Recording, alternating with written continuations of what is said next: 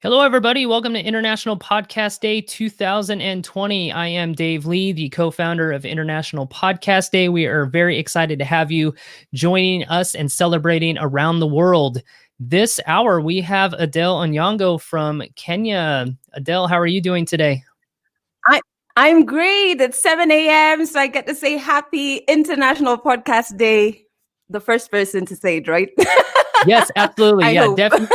Definitely not the first one. We appreciate you. We appreciate you joining us. Before I kick things over and send it to you, I do want to thank our sponsors for International Podcast Day. You can find them over at internationalpodcastday.com/sponsors. That includes Blueberry, which is our platinum sponsor. They'll be doing 2 sessions, and check out that website for a promo code to get a 30-day free trial. We also have the likes of Focusrite and Podiant, who are also gold sponsors. Very much appreciative of them for supporting the event, for making this happen. And of course, alongside our sponsors and alongside our 60 podcasters from 26 different countries, that is making International Podcast Day a success this year. Well, Adelle, I don't want to take up any more of your time. I appreciate you coming in and speaking about how Kenyans are now controlling agency over their stories and how leaving traditional radio to podcasts is happening out there. So thank you so much, and happy International Podcast Day to you.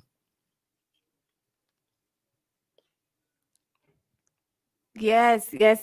I'm super excited to be here. Thank you so much, Dave. And first, I just have to commend you and your team for what you're doing. It's absolutely amazing to have a community of podcasters from various countries being able to network and talk to each other and being able to connect. And who knows what collaborations this celebration will birth.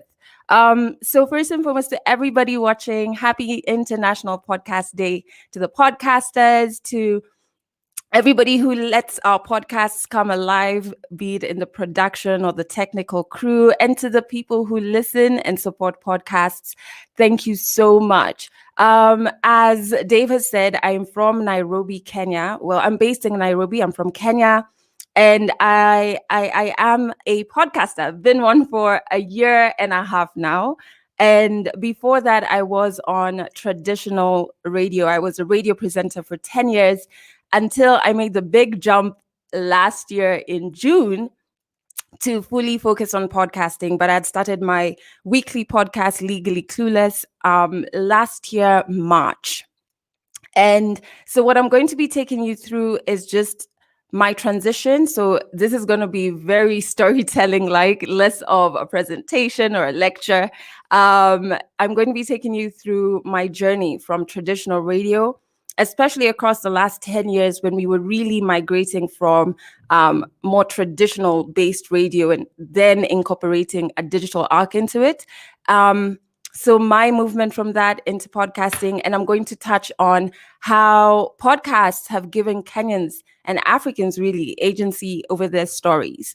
You're also going to watch a video that showcases a couple of Kenyan podcasters and one particular project that's just been launched in Kenya that has really transformed and revolutionized the podcast game and will be the core of where Kenyan podcasters meet, connect, and grow from.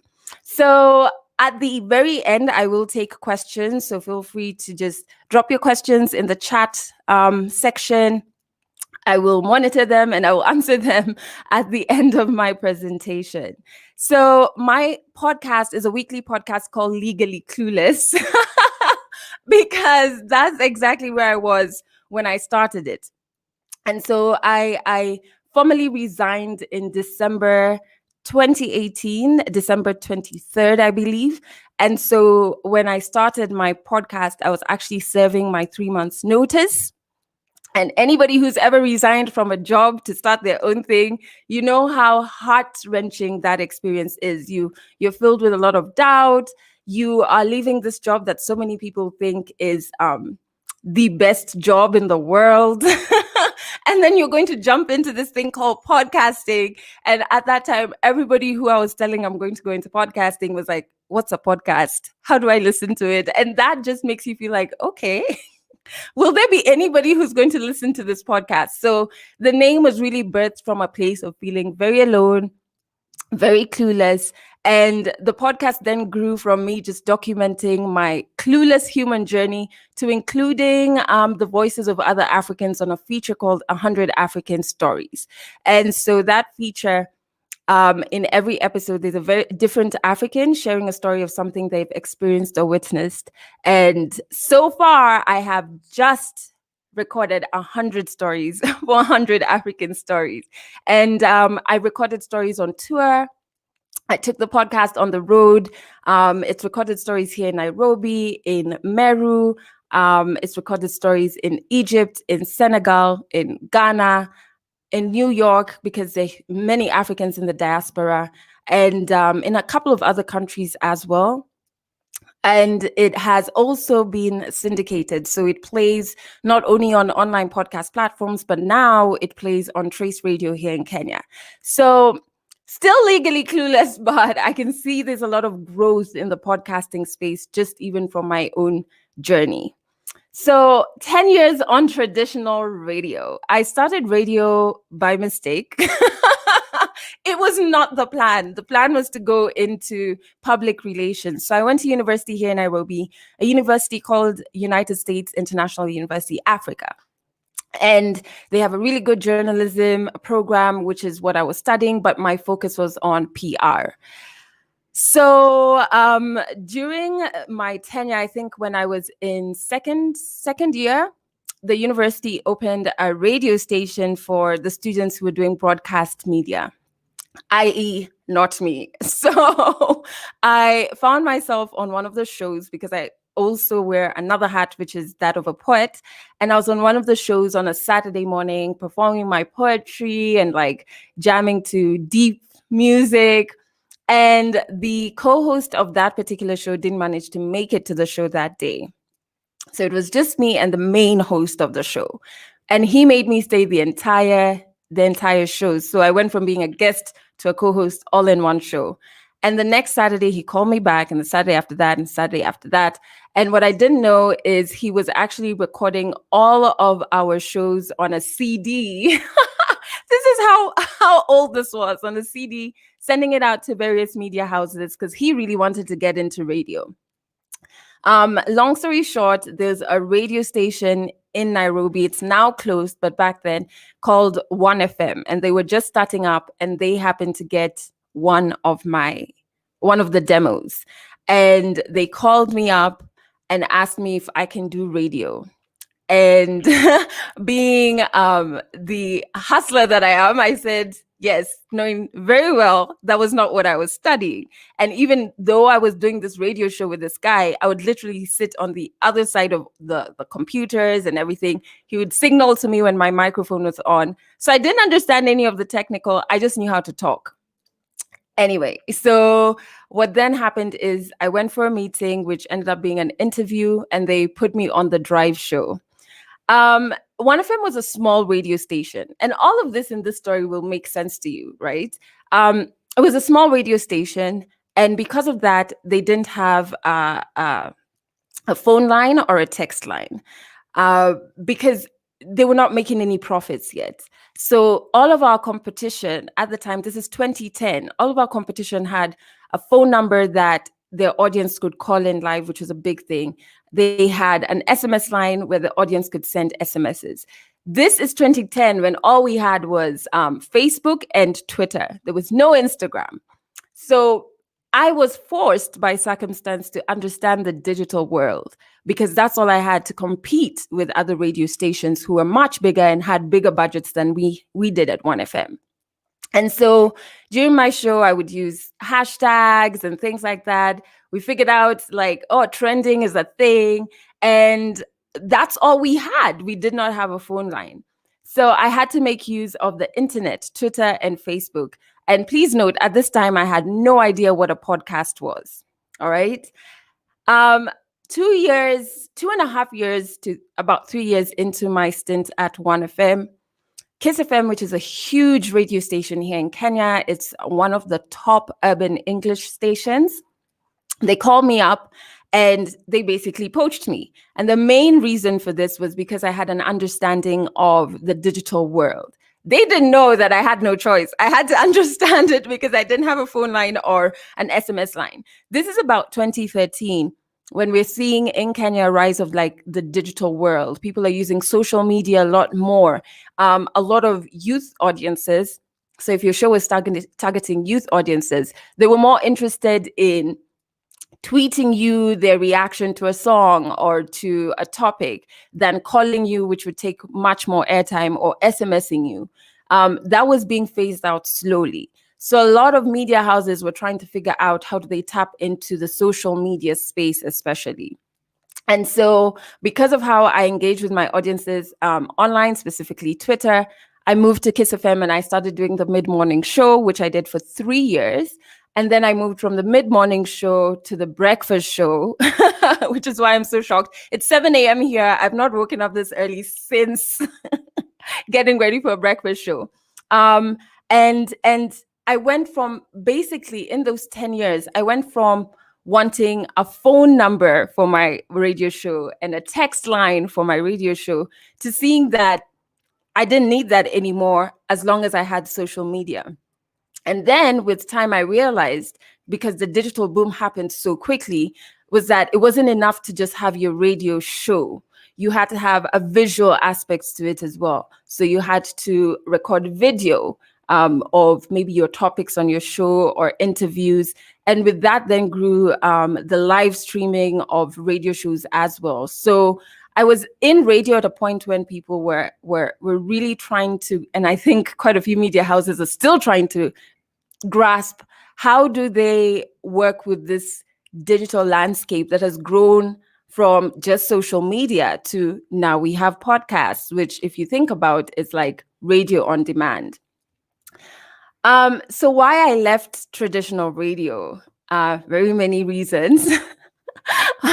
I think one was this waking up in the morning thing was just something else. But on a serious note though, back to on-demand content. I didn't understand why my audience had to wake up at 6 a.m. because my breakfast show was from 6 a.m. to 10 a.m. I didn't understand why they had to wake up and catch my show at 6 a.m. And if they didn't manage to do that, they would have missed my show altogether. I didn't understand that. I did understand why we were denying our audience the flexibility of choosing when they wanted to interact with my show. I didn't understand why we still broke down radio shows from breakfast being prime, mid-morning, which went into the afternoon, drive show, and late night. Because I felt like because of the digital boom and the change in people's behavior, what you needed to grow was not segments across your radio station, but actual shows, and make the shows accessible to the audience at whatever time they wanted to listen to it. In my head, I didn't have the word podcasts attached to it, but if you think about it, that's where my train of thought was going. Another reason why I left radio was I hated the box. I was working on a show that was targeting the youth. And I felt like we needed to be very relatable. So instead of doing shows in this box, and by box, I mean like the actual physical studio, which is like tiny box, I wanted to be able to take the show on the road, be in the spaces where life is happening for our audiences, not be so detached, and not do things in a traditional way, knowing damn well that the entire industry has changed. So that was frustrating to me, right? And then there's the content. Anybody who has done traditional radio will tell you one of the hardest things, especially if you're not on a talk-heavy station, one of the hardest things is the time limit on how long you can speak. So every time you speak, it's called a link, right? And for the station that I worked for, your links could not surpass 2.5 to 3 minutes. Yeah. I've already spoken for 15 minutes here. 2.5 to 3 minutes. that limited your interviews because you'd always have to have interjections. And even if you didn't have the interjections, if I have an interview for 1 hour and I'm talking to you 5 times in that hour for 3 minutes, then the interview is really 15 minutes.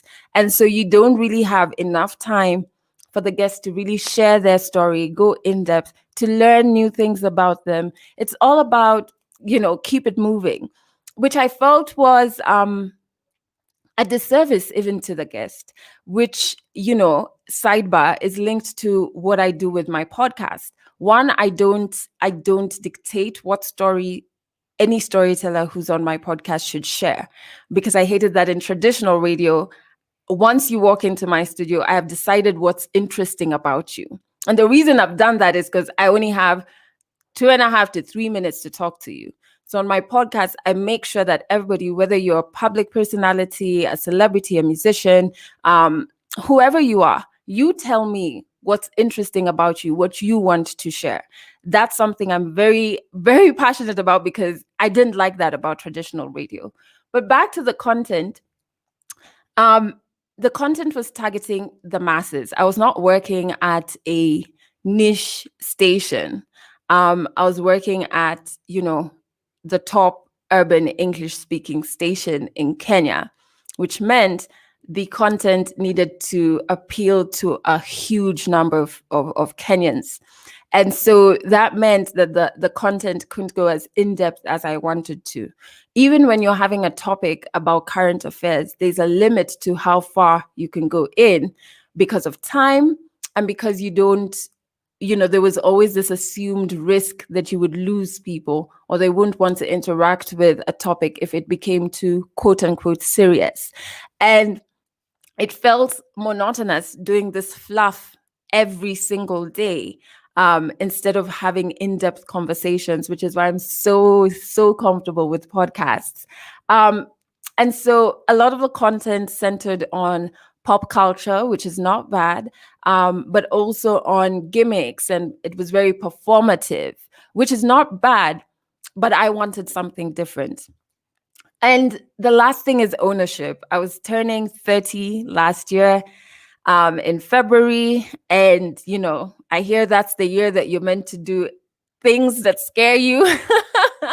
And so, but even deeper than that, it was important for me to create a platform that I owned.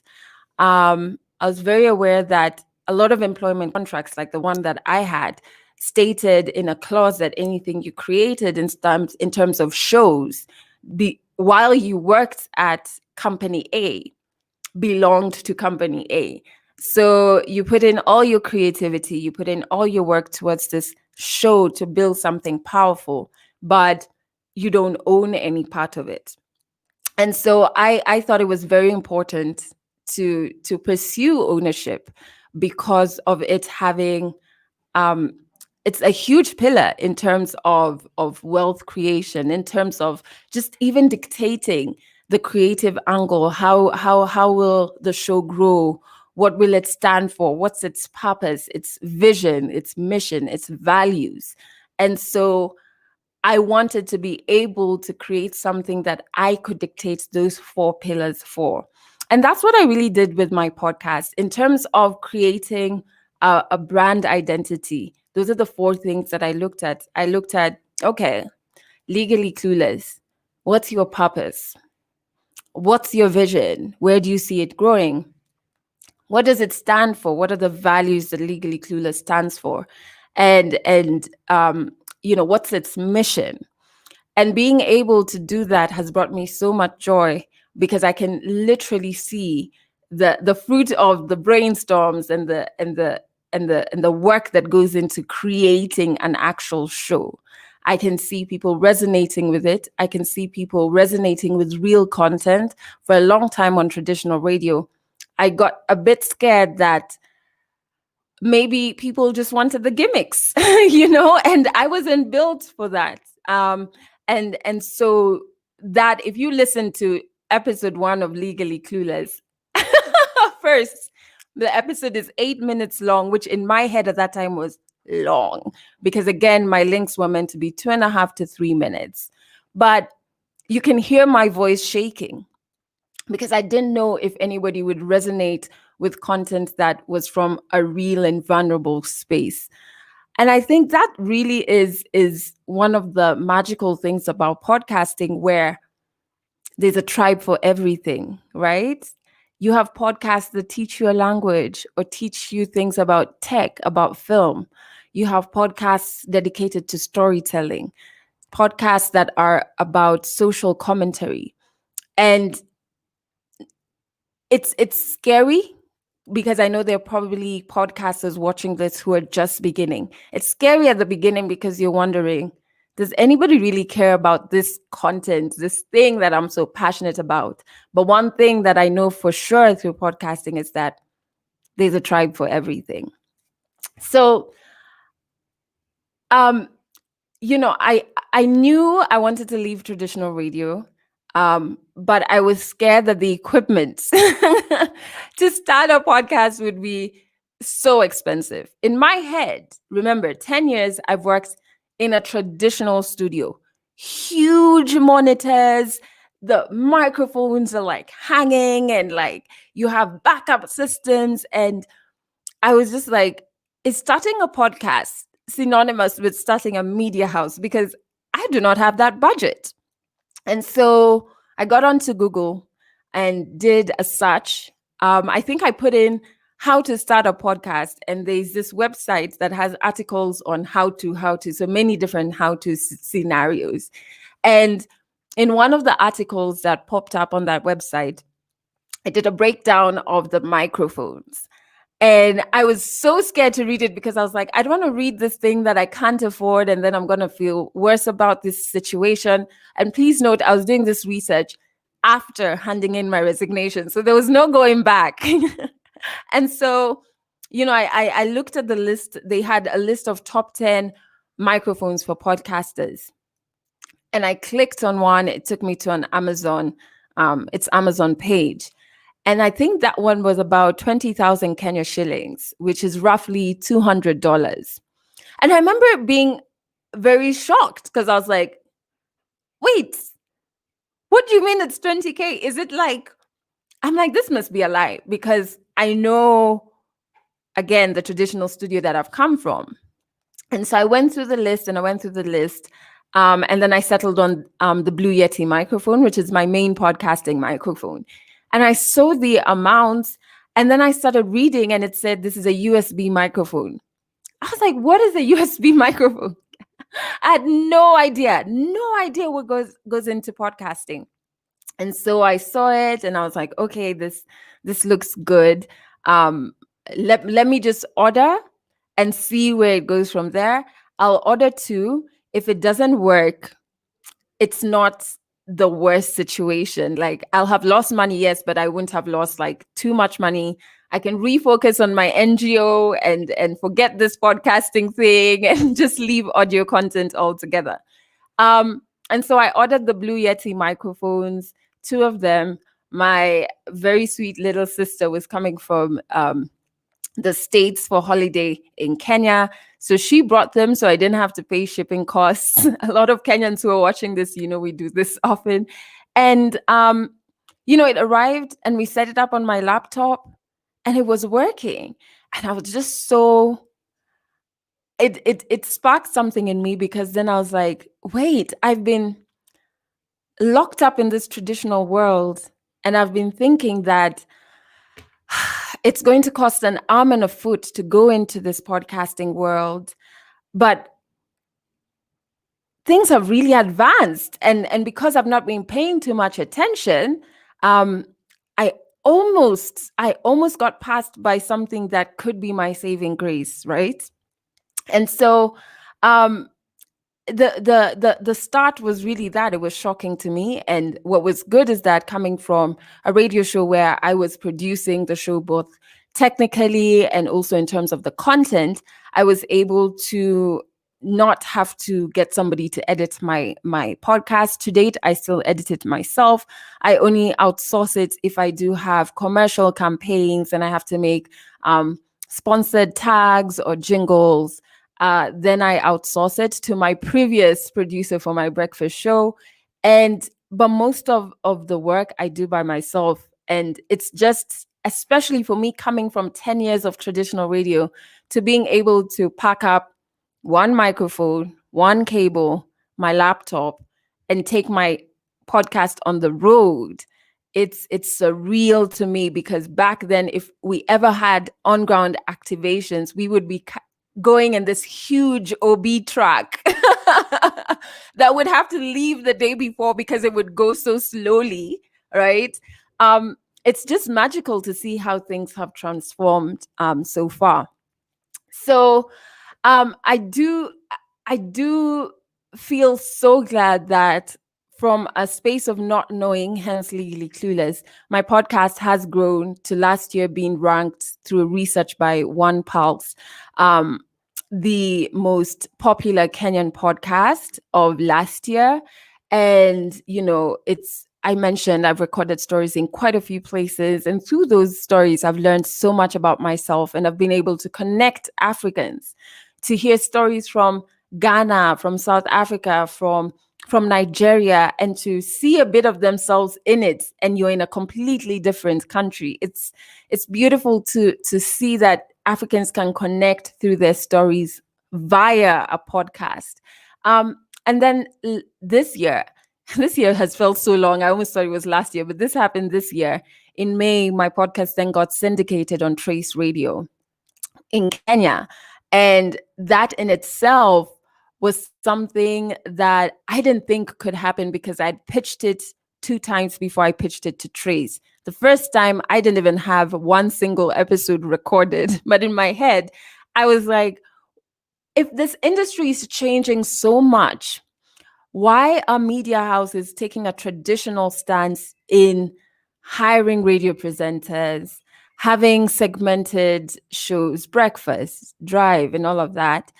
Doesn't it make sense, and even business sense, for them to have podcasts?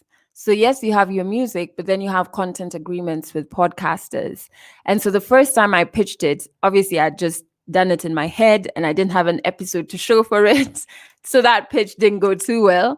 The second time I pitched it, which was beginning of this year, the person just went silent on me. But then it was right around the time that Corona was taking over. So I do understand that things got disrupted on their end. And then the third time was Trace. I was like, you've just launched your radio station in Kenya.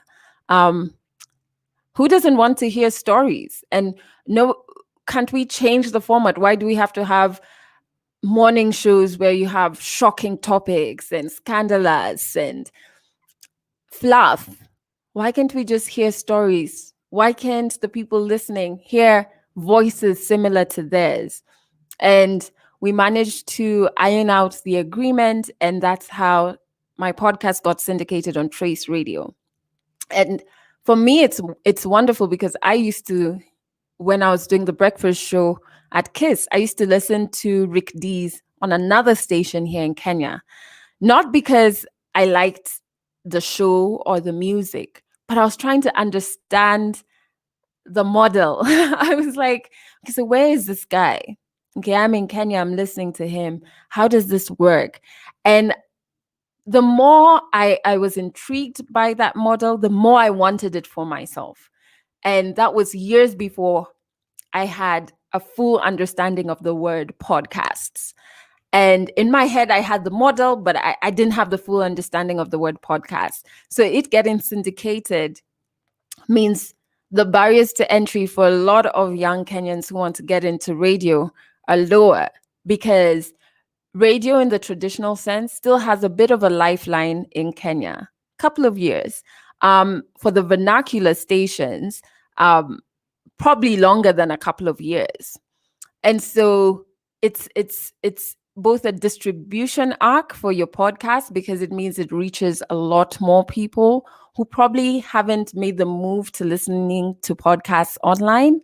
But it also is probably a revenue pillar for you, depending on how you negotiate your contract, meaning your podcast can start bringing in a bit of revenue and you can start expanding or marketing.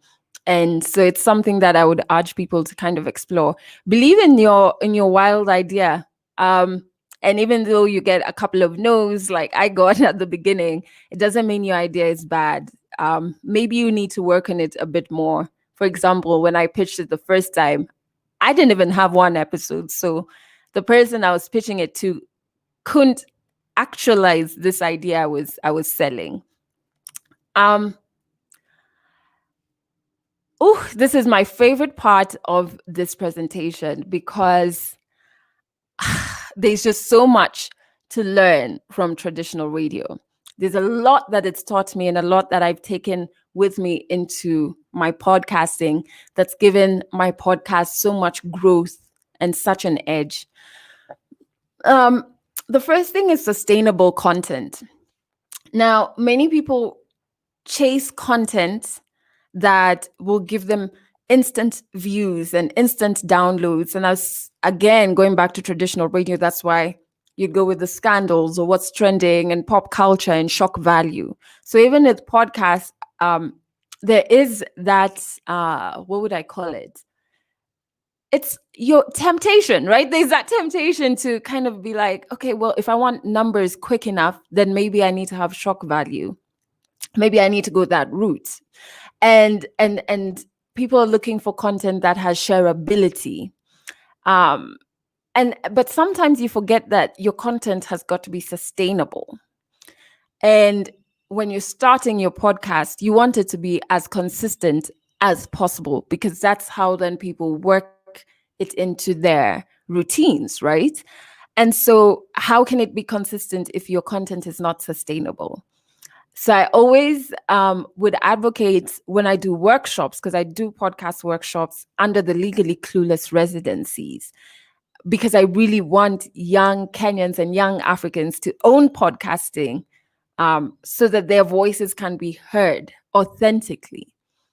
But I always say, think about this idea, this content idea you have. And if you say it's going to be 1 episode a month, 2 episodes a month, or 4 episodes a month, right? Think about it for a year. Is the content sustainable for 1 year? Is it reliant on current affairs, or does it stand on its own, right? Is it reliant on guests? Can you access, dependent on your frequency, those guests for the 1 year? Because 1 year is a good enough time, even more, to build that consistency and to build a rhythm, even in your own schedule, to know Mondays are my production days, Tuesdays I go record my interviews, this is what I need. You can even then work backwards and say, if I don't have my equipment, I need this amount of money to either rent studio space, etc., etc. And so it all stems from figuring out if your content is sustainable. And that's something I saw happen a lot in traditional radio, where if you were starting a new feature on your show, that was one of the questions in my experience, which would be, is it sustainable, right? Another thing it's taught me is communication. So on radio, as I mentioned earlier, you have a link that's 2.5, at most 3 minutes long, in my experience, and at the radio stations that I worked at. And you have this amount of time to share thought, to share a topic, to, if it's an advertisement, share everything about this product that you're selling, you know what I mean? And so you really have to step back and think, what's the best way to communicate this thought and this idea efficiently? They always used to say, end with what you want the listener to take home and to always remember. And so what I did is I still use the same structure in my episodes of a link. It's just one really long link. You know, when you think about your intro, your tease, your hook, your call to action, it's kind of that structure has been drummed into my head in traditional radio. And I've seen it make sense for my podcast. I've just stretched it out from 2 minutes to 1 hour and fleshed it out a bit, right? And in some moments when I am interviewing or recording a storyteller, I still use the same communication strategies that I was taught in traditional radio. And that's something that I've carried with me in terms of how best can you communicate. Um, the other thing is revenue. Revenue is something that's really important. When I do my workshops, and especially in universities, it's so interesting when all the questions are, can you make money though from podcasting? Which is understandable, because if you want to take this as a business or a way of life, it's got to be bringing in revenue for you to be able to live off of it, right? So radio radio makes money from advertising, traditional radio, right? And so they know a thing or two about how to create content for advertising. And so sponsored tags, a host mentioning a campaign, curated content specifically for a campaign, added value on social media, or even on-ground activations. Those are things that I borrowed from what I saw happening in traditional radio. And the last thing is audience engagement. We would always be told how important it is for your listeners and your audience to hear themselves in the show. So my podcast has a hotline number where people send in voice notes, they send in story demos, they can hear their stories on the podcast, because as much as it's my space, I share that space with my audience, and they have to hear themselves in it. Something that's very important in traditional radio, and I think podcasts can borrow as well. The last thing that I want to touch on, because I now have 10 minutes left, why is podcasting an important space for Africans? And I would just like to share a video about that. So Dave, maybe you can help me with this.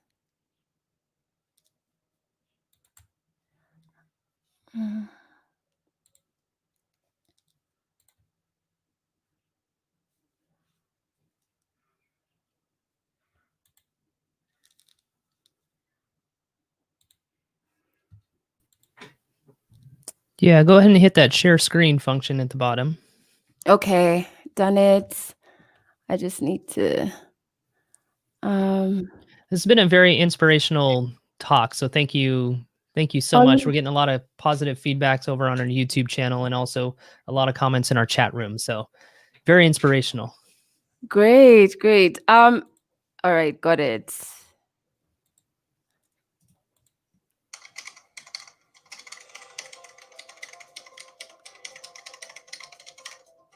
Hey, what's up? My name is Ruby Lee. I am a radio presenter at Hope's Radio. I am also the host of the Kingship Podcast, which is a weekly podcast focusing on music, arts and culture, and mental health as well. Hi, my name is Melissa, and I'm the host of Pros and Possibilities, a candid series of conversations with change makers who, from my perspective, are shaping the future of society in Kenya. It's an inward-looking journey exploring themes of creativity and leadership. And at the same time, it's also an outward-looking journey that encourages us to intentionally embrace uncertainty and look for the opportunities that are hidden in the most unexpected and possibly surprising places.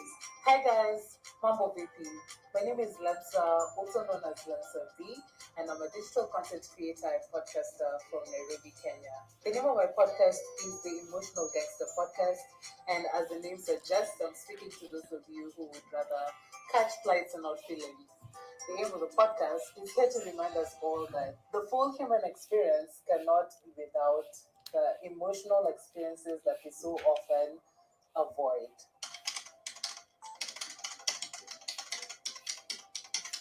I'm really excited about podcasting in Africa because it is finally a moment where technology has caught up with our tradition of oral storytelling. So we Africans have been telling each other stories and passing them down from generation to generation.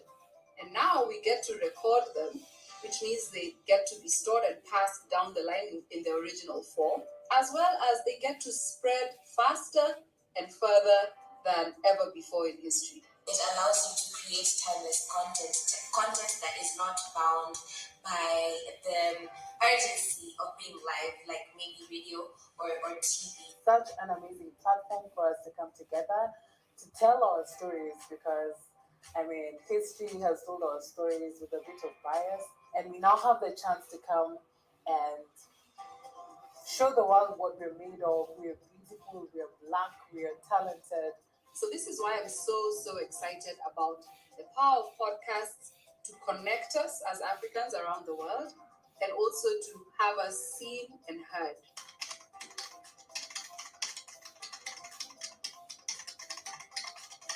My name is Morris Otieno.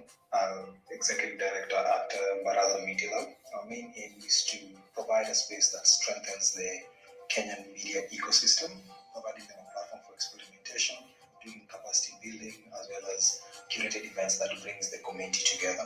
We also do offer tools for the media space to be able to put out their content and also to try out some new models that they have. In line with that, we recently launched Semabox, which is an all-in-one podcasting studio for the podcasters. And the main reason why we did this is to lower the barrier of entry for people who want to start their podcast and are overthinking in terms of like, how do I produce, how do I curate my content? So we want to provide this space that will enable people to come, plug and play, record your audio, give you a final audio that you can go and share with your community. I think it's important to lower that barrier of entry so that you can allow more content creators to come out and tell their stories better. And it's a good time to have this right now, especially during COVID, where everyone is trying to listen into a podcast. And right now, when more African voices are needed out there, so it enables more African content created by Africans to be pushed out there, which is a good thing for us right now.